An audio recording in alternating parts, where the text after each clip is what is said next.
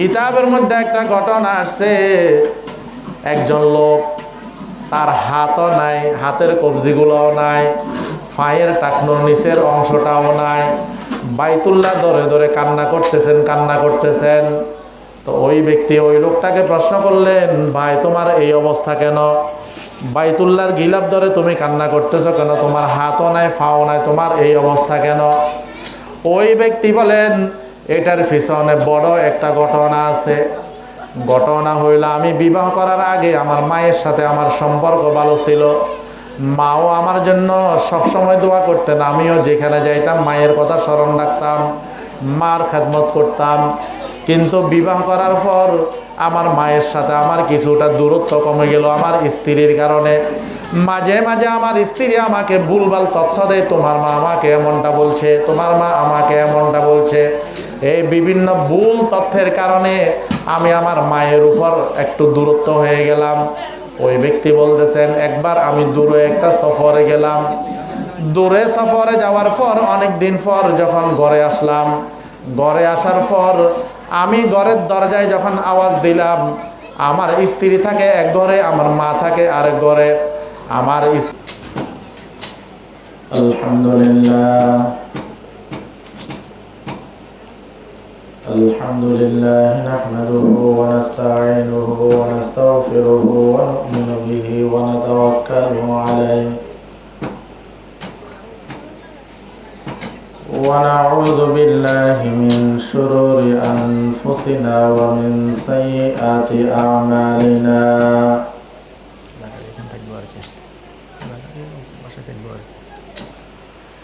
من يهد الله فلا مضل له ومن يضلله فلا هادي له ونشهد أن لا إله إلا الله وحده لا شريك له ونشهد أن سيدنا وحبيبنا ومولانا محمدا عبده ورسوله صلى الله عليه وعلى آله وأصحابه وبارك وسلم تسليما كثيرا كثيرا. أما بعد فأعوذ بالله من الشيطان الرجيم.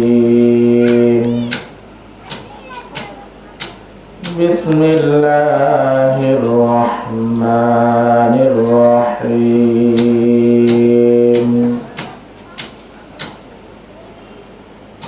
وقضى ربك ألا تعبدوا إلا إياه وبالوالدين إحسانا.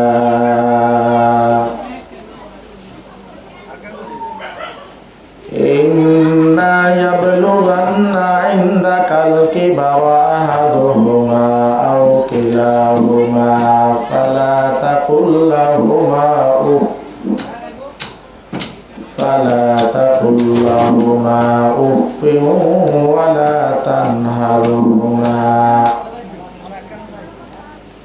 ولا تنهرهما وقل لهما قولا كريما واخفض لهما جناح الذل من الرحمة وقل رب ارحمهما كما ربياني صغيرا. وقال رسول الله صلى الله عليه وسلم لعن الله العاق لوالديه. وقال النبي صلى الله عليه وسلم ألا أنبئكم بأكبر الكبائر الإشراك بالله وعقوق الوالدين وقتل النفس وشهادة الزور أو كما قال النبي عليه الصلاة والسلام محبت الشهيد درود شريف اللهم صل على محمد وعلى آل محمد كما صليت على إبراهيم وعلى آل إبراهيم إنك حميد مجيد اللهم بارك على محمد وعلى آل محمد كما باركت على إبراهيم وعلى آل إبراهيم إنك حميد مجيد মা বাবার সাথে সুন্দর আচরণ করার জন্য বলেছেন। আমার আলোচনার মূল বিষয় হইল মা বাবা সম্পর্কে। ওয়াবিল ওয়ালিদাইনি ইহসানা, মা বাবার সহিত সুন্দর আচরণ করার জন্য বলেছেন, সৎ আচরণ করার জন্য বলেছেন। আল্লাহ তাআলা যত জায়গায় আল্লাহর ইবাদতের কথা বলেছেন তত জায়গার মধ্যে মা বাবার খেদমতের কথা বলেছেন, মা বাবার সাথে সুন্দর আচরণের কথা বলেছেন। ইম্মা ইয়াবলুগান্না ইনদাকাল কিবারা আহাদুহুমা আও কিলাহুমা ফালা তাকুল লাহুমা উফফিন ওয়ালা তানহারহুমা ওয়া কুল লাহুমা কাওলান কারীমা। আল্লাহ রাব্বুল আলামিন এই আয়াতের মধ্যে যেটা বুঝাইছেন সেটা হইল মা বাবার সাথে সব সময় আমাদেরকে সুন্দর আচরণ করতে হবে। মা বাবার সাথে কখনো দুর্ব্যবহার করা যাবে না। মা বাবার সাথে এমন আচরণ করা যাবে না যেটাই কষ্ট পেয়ে উফ বলে, যেটার যে আচরণে মা বাবা কষ্ট পায় এমন আচরণ করা যাবে না। মা বাপকে ধমক দিয়ে কোনো কথা বলা যাবে না। মা বাপকে ধমক দিয়ে কোনো কথা বলা যাবে না, বরং মা বাবার সহিত আমাদের সব সময় শিষ্টাচারপূর্ণ কথা বলতে হবে, সুন্দর কথা বলতে হবে। যেইভাবে কথা বললে আমাদের মা বাবা বুঝে ওইভাবে কথা বলতে হবে। এখন আপনাকে আপনার মা বাবা আপনাকে অনেক শিক্ষিত করেছেন, আপনি ভালো ইংরেজি বলতে পারেন, ভালো বিভিন্ন ভাষা বলতে পারেন, কিন্তু আপনার মা তো গ্রামের। এখন আপনার মা আপনার সাধু ভাষা বুঝে না, গ্রামের গিয়া গুয়া বললে ওইটা তাড়াতাড়ি বুঝে। তো এখন আপনি আপনার মার কাছে বাবার কাছে ওই ধরনের শব্দগুলো আপনি ব্যবহার করিয়েন না, যেই ধরনের শব্দ ব্যবহার করলে আপনার মা বাবা বুঝতে কি হবে, কষ্ট হবে। তো এই জন্য মা বাবার সাথে আমাদের সব সময় আচার আচরণ সুন্দর হইতে হবে এবং এদের সামনে আমাদের চলাফেরাটা একেবারেই কি হইতে হবে, নম্রভদ্র হইতে হবে, নম্রভদ্র হইতে হবে। আল্লাহ তাআলা কোরআনের আরেক জায়গার মধ্যে বলেন আনিশকুরলি ওয়ালি ওয়ালিদাইকা, ও আমার বান্দা বান্দিরা তোমরা আমারও শুকর আদায় করো, কৃতজ্ঞতা প্রকাশ করো এবং তোমাদের মা বাবারও তোমরা কি করো, কৃতজ্ঞতা প্রকাশ করো, কৃতজ্ঞতা আদায় করো। ইম্মা ইয়াবলুগান্না ইনদাকাল কিবারা আহাদুহুমা আও কিলাহুমা ফালা তাকুল লাহুমা উফফিন ওয়ালা তানহারহুমা ওয়া কুল লাহুমা কাওলান কারীমা ওয়াকফিদ লাহুমা জানাহাজ যুল্লি ওয়া কুর রাব্বিরহামহুমা কামা রাব্বায়ানি সগীরা। এই সুন্দর আচার আচরণের মাধ্যমে তো মা বাবাকে অবশ্যই সন্তুষ্ট করতে হবে, পাশাপাশি মা বাবার জন্য আল্লাহর দরবারে কি করতে হবে, দোয়া করতে হবে।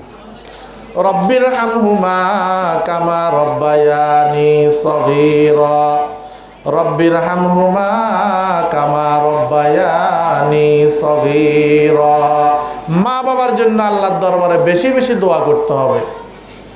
পৃথিবীর মধ্যে আপনি যত মানুষ সফলতা অর্জন করেছে, সে ডাক্তার হোক, বড় আলেম হোক, বাইতুল্লাহর ইমাম হোক, বড় মুহাদ্দিস হোক, বড় ব্যবসায়ী হোক, যেই হোক না কেন পৃথিবীর মধ্যে যত মানুষ সফল হয়েছে, এই সফলতার পিছনে যদি আপনি কারণ দেখেন, তো কারণ হিসাবে 1 নম্বর পাইবেন মা বাবার দোয়া। মা বাবার দোয়া হইল 1 নম্বর কারণ। আর পৃথিবীর মধ্যে যত মানুষ লাঞ্ছিত আর অপমানিত জীবন যাপন করতেছে, এর পিছনে 1 নম্বর কারণ পাইবেন মা বাবার বদদোয়া।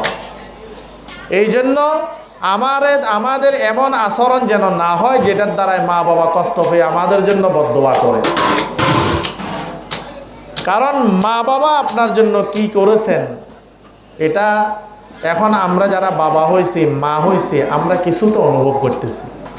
যে ছোট্ট একটা বাচ্চাকে নিয়ে রাত নাই দিন নাই মা বাবা কত কষ্ট করতেছে। তা আমরা যেমন আমাদের সন্তান লালন পালনে কষ্ট করতেছি, আমাদের মা বাপ তো এর থেকে বেশি কষ্ট করছে। আমাদের বাচ্চাগুলো একটু ঘামাই গেলে এখন আমরা ফ্যান চালাই, কিন্তু আমাদের মায়েরা তো এই ফ্যান চালানোর সুযোগটা ছিল না। ফাঁকা দিয়ে বিছন দিয়ে কি করছেন, বাতাস করছেন। আমাদের সন্তানগুলো এখন রাত্রে ঘুমানোর আগে আমাদের মায়েরা বোনেরা স্ত্রীরা কি করেন, প্যাম্পাস পরাই দেয় যেন কষ্ট না হয়, রাত্রে বারবার উঠতে যেন না হয়, বারবার কাপড় পরিবর্তন করতে যেন না হয়। কিন্তু আমাদের মায়েরা তো এটা পাই নাই। তা আমাদের মা বোন কত কষ্ট করেছেন, আমাদের মায়েরা আমাদের জন্য কত কষ্ট করেছেন। এখন তো আমাদের একটা বাচ্চা দুনিয়ায় আসার আগে মা খালা যারা আছে, আত্মীয় স্বজন যারা আছে, কত সুন্দর সুন্দর নকশি খেতা বা যেটা বলে মাংসি বলে এগুলা করে। কিন্তু আমাদের মা বাবা আমাদের জন্য কি করছেন, বেশির থেকে বেশি লুঙ্গি দিয়ে কি করছেন, আমাদের জন্য খেতা বানাইছেন। তো আমাদের মা বাবা যেই পরিমাণ আমাদের জন্য কষ্ট করেছেন, বর্তমান সময়ের মধ্যে মা বাবা তার 100 ভাগের 1 ভাগও তো কষ্ট করতেছেন। এই জন্য নবীজি সাল্লাল্লাহু আলাইহি ওয়াসাল্লাম বলেন, ও দুনিয়ার মানুষ, তোমার উপর যদি তোমার মা বাবা সন্তুষ্ট থাকে তো আল্লাহ তাআলাও তোমার উপর সন্তুষ্ট থাকবে। মা বাবা যদি তোমার উপর অসন্তুষ্ট থাকে, আল্লাহ রব্বুল আলামিনও তোমার উপর অসন্তুষ্ট থাকবে। মা বাপকে সন্তুষ্ট করো, মা বাপকে কি করো, সন্তুষ্ট করুন। প্রাণের স্ত্রীর জন্য অনেক কিছু লাগে তাদের সন্তুষ্টি অর্জন করার জন্য, কিন্তু মা বাবার সন্তুষ্টি অর্জন করতে বেশি কিছু লাগে না। মা বাবার সন্তুষ্টি অর্জন করতে বেশি কিছু লাগে না, অল্পতেই তারা সন্তুষ্ট হয়ে যাবে। আপনি দূর থেকে বাড়িতে আসেন, স্ত্রীকে বললেন যে আমি বাড়িতে আসতে 2 ঘন্টা সময় লাগবে, কিন্তু আপনার স্ত্রী ঘুমাই গেছে, শুইছে, ঘুমাই গেছে। আপনি এসে যে দরজায় আওয়াজ করতেছেন তার খবর নাই। কিন্তু মাকে যদি আপনি বলেন, মা আমি বাড়িতে আসতেছি, যতক্ষণ পর্যন্ত আপনি ঘরে আসবেন না ততক্ষণ পর্যন্ত মায়ের 2 চোখে ঘুম নাই। এটার নাম হইল মা। এই যে গত কিছুদিন আগে ঈদের ছুটির মধ্যে দৌলতিয়া ঘাটে একটা বাস ফটে গিয়ে ডুবে গেছে। তো ওইখানে একটা বাচ্চার ব্যাপারে শুনছিলাম, সত্য মিথ্যা জানি না। তো মা সন্তানকে জানালা দিয়ে বের করে দিয়েছেন, মা বাহির না হয়ে সন্তানকে বাঁচাইছে। এটার নাম হইল মা। এই জন্য নবীজি সাল্লাল্লাহু আলাইহি ওয়াসাল্লাম বলেন, ও দুনিয়ার মানুষ, যারা মা বাবার নাফরমানি করবে আল্লাহ রাব্বুল আলামিন এদের উপর লানত দেয়, অভিশাপ দেয়। ক্বালান নবী সাল্লাল্লাহু আলাইহি ওয়াসাল্লাম, লানাহুল্লাহুল আকালি ওয়ালিদাইহি, যে সমস্ত সন্তানগুলো মা বাপকে কষ্ট দেয়, যে সমস্ত সন্তানগুলো মা বাবাকে ধমক দেয়, যে সমস্ত সন্তানগুলো মা বাবার সহিত অসৎ আচরণ করে, যে সমস্ত সন্তানগুলো মা বাবাকে ধমক দেয়, কষ্ট দেয়, নাফরমানি করে, নবীজি সাল্লাল্লাহু আলাইহি ওয়াসাল্লাম বলেন তাদের উপর আল্লাহ পাকের লানত, তাদের উপর আল্লাহ পাকের লানত, তাদের উপর আল্লাহ পাকের অভিশাপ। অন্য হাদিসের মধ্যে নবীজি সাল্লাল্লাহু আলাইহি ওয়াসাল্লাম বলেন, আল ওয়ালিদু আওসাতু আবওয়াবুল জান্নাহ ফাইন শিতা ফাদি, ফাইন শিতা ফাদি যালিকাল বাব আও আহফাজহু।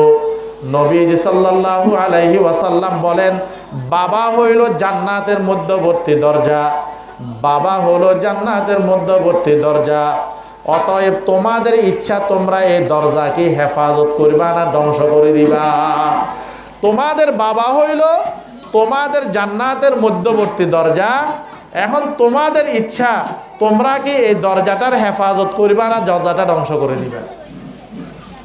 অন্য হাদিসের মধ্যে নবীজি সাল্লাল্লাহু আলাইহি ওয়াসাল্লাম বলেন, ও দুনিয়ার মানুষ, তোমরা তোমাদের মা বাপকে কখনো গালি দিও না।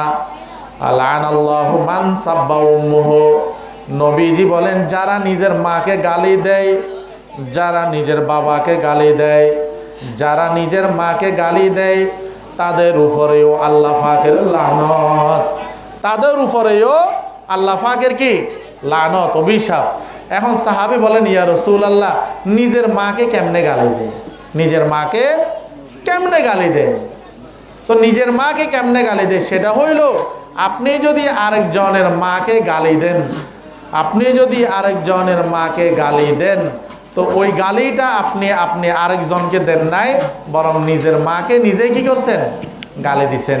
আমরা ঠাট্টা মস্কারি করি, অনেক মারাত্মক মারাত্মক গালিগুলো দিয়ে ফেলি, আরেকজনের মাকে, আরেকজনের বোনকে, বাবাকে গালিগুলো দিয়ে ফেলি।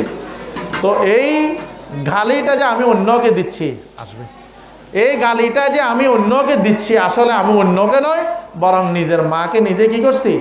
গালি দিচ্ছি। অন্য হাদিসের মধ্যে নবীজি সাল্লাল্লাহু আলাইহি ওয়াসাল্লাম বলেন, লা ইয়াদখুলুল জান্নাতা আকুন ওয়ালা মান্নান ওয়ালা মুদমিনুল খামর। নবীজি সাল্লাল্লাহু আলাইহি ওয়াসাল্লাম বলেন, যারা মা বাবার নাফরমানি করে, যারা মা বাপকে কষ্ট দেয়, যারা মা বাবার সহিত দুর্ব্যবহার করে, যারা মানুষকে কোনো কিছু দিয়ে খোঁটা দেয়, যারা সব সময় মদ পান করে, নবীজি সাল্লাল্লাহু আলাইহি ওয়াসাল্লাম বলেন এরা জান্নাতে প্রবেশ করবে না। যারা মা বাবার নাফরমানি করে, নাফরমানি অর্থ হলো মা বাবার অবাধ্য চলে, মা বাবার খেদমত করে না, মা বাবার সহিত সুন্দর আচার আচরণ দেয় না, বরং দুর্ব্যবহার করে, যারা মানুষকে কিছু দিয়ে খোঁটা দেয়, যারা মানুষকে কি করে? কিছু দিয়ে খোঁটা দেয়। ধরেন আপনার কোনো একটা কাজে একজন ব্যক্তিকে আপনি ডেকে নিয়ে গেলেন, ওর সুযোগ ছিল আপনার সাথে গেল, অথবা আপনি গেলেন কিন্তু আপনি আরেকদিন আপনার কাজে ওই লোকটাকে ডাক দিলেন, কিন্তু ওই লোকটার সুযোগ না থাকার কারণে, ব্যস্ততার কারণে যাইতে পারে নাই। তা আপনি বলে ফেললেন, তোমার কাজে আমি গেছি, আজকে আমার কাজে তোমাকে পাইলাম না। এটার নাম হইল খোঁটা। এটার নাম হইল কি? খোঁটা। অথবা আমাদের মা বোন মনে করেন ঘরের মধ্যে পেঁয়াজ নাই, একজন থেকে পেঁয়াজের জন্য গেল, দিল। এখন আরেকদিন উনি যখন পেঁয়াজের জন্য আসতে দিল না, তখন বলে যে তোমার যখন ছিল না তখন আমার কাছে আসছিল, আমি দিছি, কিন্তু আজকে আমি চাইলাম, আমাকে তুমি দাও নাই। এটার নাম হইল খোঁটা। নবীজি সাল্লাল্লাহু আলাইহি ওয়াসাল্লাম বলেন, যারা মা বাবার নাফরমানি করে, যারা মানুষকে কোনো কিছু দিয়ে খোঁটা দেয়, যারা শরাব পান করে, নেশা করে, মদ পান করে, এরা জান্নাতে প্রবেশ করবে না। অন্য হাদিসের মধ্যে নবীজি সাল্লাল্লাহু আলাইহি ওয়াসাল্লাম বলেন, ও আমার সাহাবায়ে কেরাম, আমি কি তোমাদেরকে বলে দিব বড় বড় গুনাহ কি? আলা উনাব্বিউকুম বিআকবারিল কাবাইর আল ইশরাকু বিল্লাহ ওয়া উকুকুল ওয়ালিদাইন ওয়া কাতলুন নাফস ওয়া শাহাদাতিজ জুর। নবীজি বলেন, আমি কি তোমাদেরকে বলে দিব না বড় গুনাহ কি কি? সাহাবায়ে কেরাম বলেন, ইয়া রাসূলুল্লাহ বলে দেন। তো নবীজি সাল্লাল্লাহু আলাইহি ওয়াসাল্লাম বলেন, এক নম্বর বড় গুনাহ হইল আল্লাহ তাআলার সাথে শিরিক করা, আর 2 নম্বর বড় গুনাহ হইল মা বাবার নাফরমানি করা, 3 নম্বর বড় গুনাহ হইল অন্যায়ভাবে কাউকে হত্যা করা, আর 4র্থ নম্বরের বড় গুনাহ হইল মিথ্যা বলা অথবা মিথ্যা সাক্ষী দেওয়া। মিথ্যা বলা অথবা মিথ্যা কি করা? সাক্ষী দেওয়া। তো মা বাবার নাফরমানি যারা করে, এদের দুনিয়াও বরবাদ, এদের পরকালও বরবাদ। হাদিসের মধ্যে আসছে, নবীজি সাল্লাল্লাহু আলাইহি ওয়াসাল্লামকে এক সাহাবী এসে বলেন, ইয়া রাসূলুল্লাহ, আমাকে অনুমতি দেন, আমি জিহাদের ময়দানে যাব। নবীজি সাল্লাল্লাহু আলাইহি ওয়াসাল্লাম বলেন, তোমার ঘরে কি তোমার মা আছে? ওই সাহাবী বলেন, ইয়া রাসূলুল্লাহ, আমার ঘরে আমার মা আছে। তো নবীজি সাল্লাল্লাহু আলাইহি ওয়াসাল্লাম ওই ব্যক্তিকে বললেন, তুমি জিহাদে যাওয়ার চাইতে মায়ের খেদমত করাটা তোমার জন্য উত্তম। জিহাদে যাওয়ার চাইতেও মায়ের খেদমত করাটা তোমার জন্য কি? উত্তম। এখানে অনেক কথা আছে। এখানে জিহাদ ওই ব্যক্তির উপর ফরজ ছিল না বিদায় মার খেদমত করার জন্য বলেছেন। যখন জিহাদ ওই ব্যক্তির জন্য ফরজ হইতো, তো মায়ের খেদমত থেকে ওইটা গুরুত্ব দিতেন। যাই হোক, তো এরপরে নবীজি সাল্লাল্লাহু আলাইহি ওয়াসাল্লামকে আরেকজন প্রশ্ন করতেছেন, ইয়া রাসূলুল্লাহ, সুন্দর আচরণ এবং আনুগত্যর ক্ষেত্রে কে হকদার বেশি? নবীজি বলেন তোমার মা। আবার বলেন কে? নবীজি বলেন তোমার মা। আবার বলেন কে? নবীজি বলেন তোমার মা। চতুর্থবার নবীজি সাল্লাল্লাহু আলাইহি ওয়াসাল্লাম বলেন তোমার বাবা। তাহলে মা বাবা আমাদের জন্য মহামূল্যবান সম্পদ। মহামূল্যবান কি সম্পদ? মায়ের দোয়া লও হে মুমিন, মায়ের দোয়া লও, মায়ের দোয়া লও হে মুমিন, মায়ের দোয়া লও। বিপদে পড়বে না তুমি যখন যেথায় যাও, মায়ের দোয়া লও হে মুমিন, মায়ের দোয়া লও।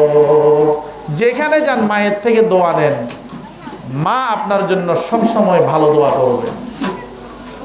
কিতাবের মধ্যে একটা ঘটনা আসছে, একজন লোক, তার হাতও নাই, হাতের কবজিগুলোও নাই, পায়ের টাকনোর নিচের অংশটাও নাই, বাইতুল্লাহ ধরে ধরে কান্না করতেছেন, কান্না করতেছেন। তো ওই ব্যক্তি ওই লোকটাকে প্রশ্ন করলেন, ভাই তোমার এই অবস্থা কেন? বাইতুল্লাহর গিলাফ ধরে তুমি কান্না করতেছো কেন? তোমার হাতও নাই, পাও নাই, তোমার এই অবস্থা কেন? ওই ব্যক্তি বলেন, এটার পিছনে বড় একটা ঘটনা আছে।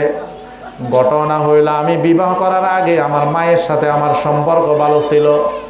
মাও আমার জন্য সবসময় দোয়া করতেন, আমিও যেখানে যাইতাম মায়ের কথা স্মরণ রাখতাম, মার খেদমত করতাম।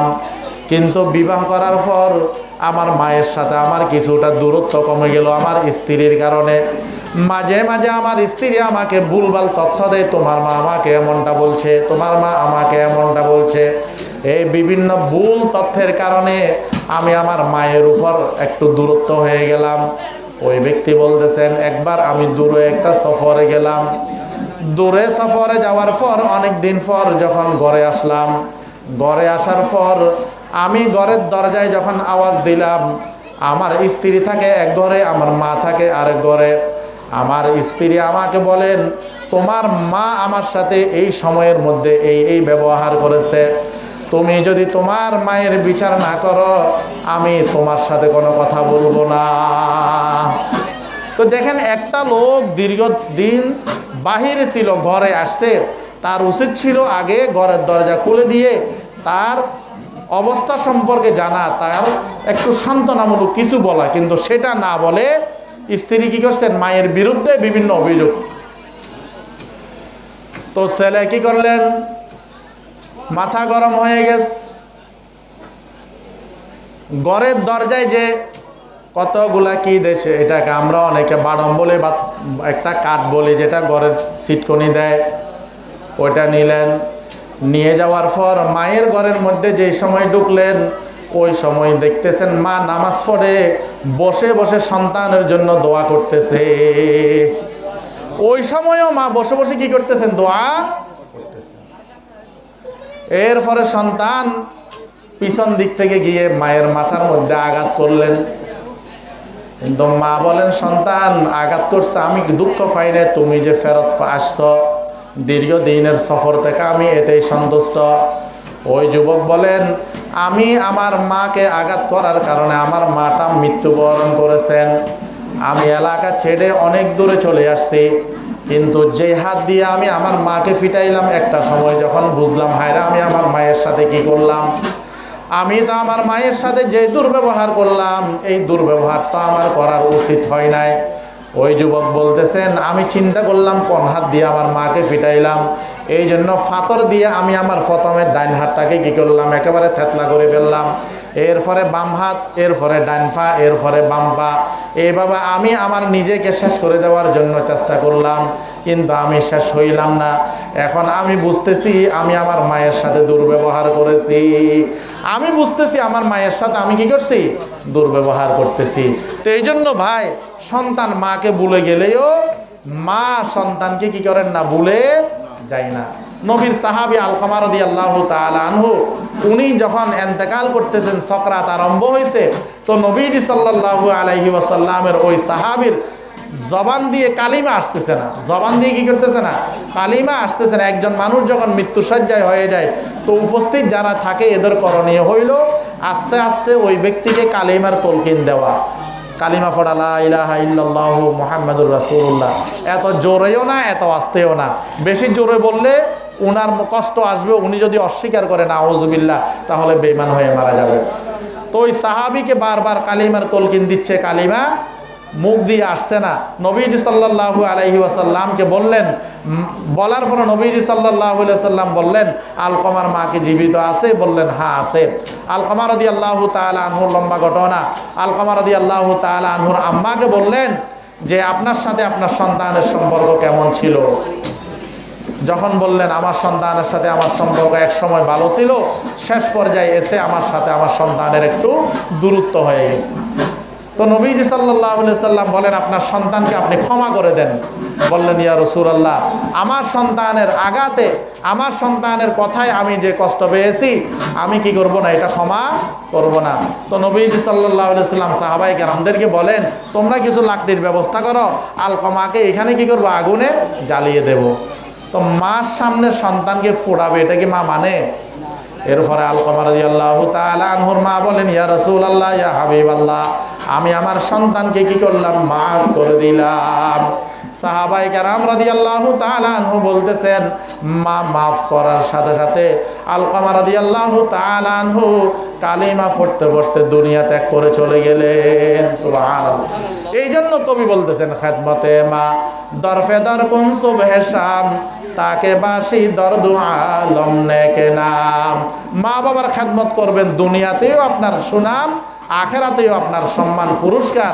আর মা বাবার নাফরমানি করবেন, দুনিয়াতেও আপনি লাঞ্ছিত অপমানিত জীবন যাপন করতে হবে, পরকালেও আপনার জন্য কঠিন শাস্তি অপেক্ষা করতেছে। আল্লাহ তাআলা আমাদের সবাইকে, আমাদের যাদের আব্বা আম্মা ইন্তেকাল করেছেন এদের জন্য বেশি বেশি দোয়া, এবং যাদের আব্বা আম্মা জীবিত আছে এদের জন্য খেদমত এবং দোয়া করার আল্লাহ তাআলা আমাদের সবাইকে তৌফিক দান করুক। বিশেষ করে মরহুম কামাল উদ্দিন মদন সাহেবের পরিবারের পক্ষ থেকে যে আয়োজন আল্লাহ তাআলা কবুল করুক, এবং যে উদ্দেশ্যে আয়োজন সকল মরহুমদের কবরকে যেন আল্লাহ তাআলা জান্নাতের বাগান বানিয়ে দেয়। আমিন। ও আখিরু দাওয়ানা আনিল হামদুলিল্লাহি রাব্বিল আলামিন। আসসালামু আলাইকুম ওয়া রাহমাতুল্লাহি ওয়া বারাকাতুহু।